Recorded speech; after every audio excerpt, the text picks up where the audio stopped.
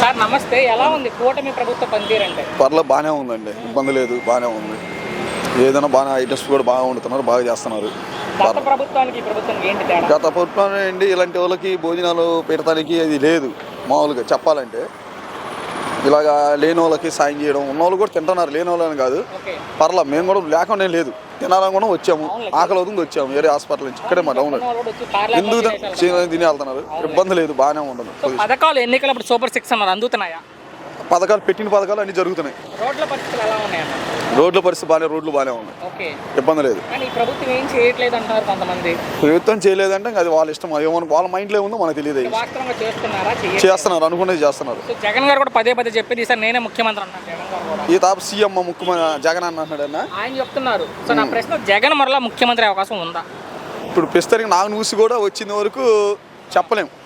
So ఎవరు ముఖ్యమంత్రి ఉంటే బాగుంటుంది మీరు అనుకుంటున్నారు?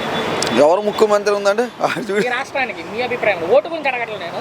మళ్ళీ సీఎం మళ్ళీ చంద్రబాబు అవుతాడని. బాబు గారే ఎందుకు బాబు గారే ఉండాలనుకున్నారు? అన్నిటి పర్లా బాగానే ఉంటుంది, ఆయన పొజిషన్ అంతా బాగానే ఉంది, ఆయన అనుకుని అన్ని జరుగుతున్నాయి, ఇబ్బంది లేదు.